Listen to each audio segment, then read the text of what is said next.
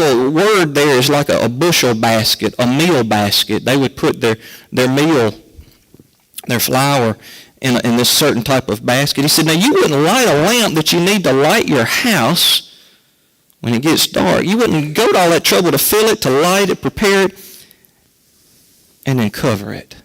Makes no sense. Absolutely foolish. Absolutely ridiculous.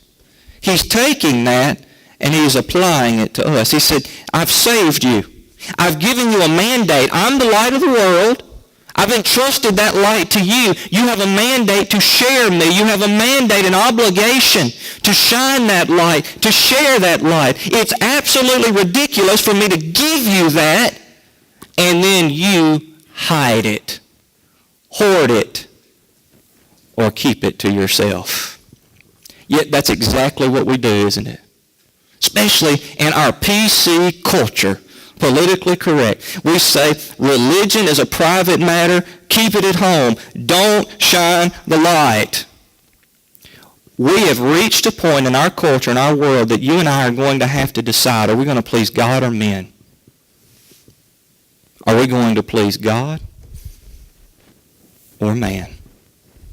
See, we've been mobilized. There is a coming catastrophe. Jesus is going to come back, and for many people it's going to be terrifying, catastrophic, the ultimate crisis in their life. And you and I are the only thing that can make a difference, whether that day is a day of joy or terror. It is absolutely ridiculous. It is absolutely sinful for us to hoard the light.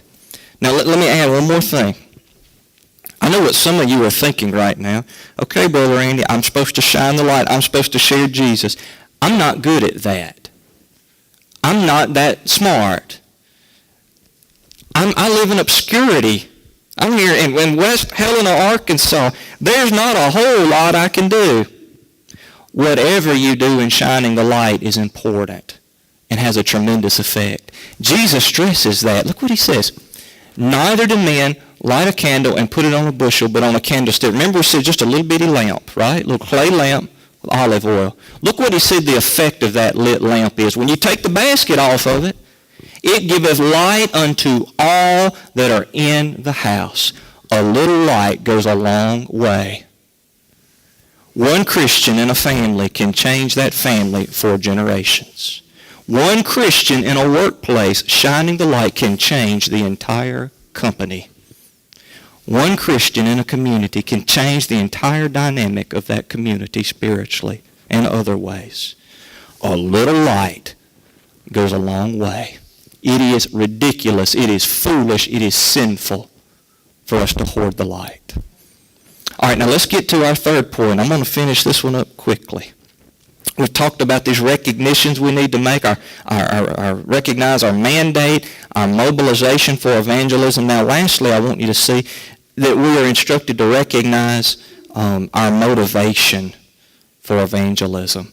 Our motivation for evangelism. Jesus wants us to shine the light. He makes that clear. We are a city set on a hill. We're a lamp that should not be hidden. We are to shine the light and call attention to Him. But He wants to make sure that we do it the right way.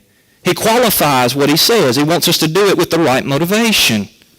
And listen to what He says in verse 16. He says, "Let your light so shine before men that they may see your good works and glorify your Father which is in heaven." He talks about our motivation here, and he does two things. First, he prohibits the wrong type of motivation. We see the wrong motivation prohibited. Let me read this again. He says, "Let your light so shine before men that they may see your good works and pat you on the back and say, you are very super spiritual, you are a wonderful man and woman, aren't you something," and all that. You are asleep. Go a few minutes above the hour, you're already asleep. Is that what the Bible says? What does the Bible say? You shine the light so that they will see that. They will see your good works. They will see your testimony for Jesus, and they won't praise you. They'll glorify the Father. See, that's our motivation. We've been given this mandate. We have the light of Jesus Christ. We've been called out of the world, called together, mobilized to share Jesus, not so we will look good, not so we can pat ourselves on the back, but so we'll call attention to the Father. Think about it like this. I'm going to get back to my prop. Can I make this spotlight shine on itself? Don't get smart, Alec. I know somebody's like, well, get a mirror.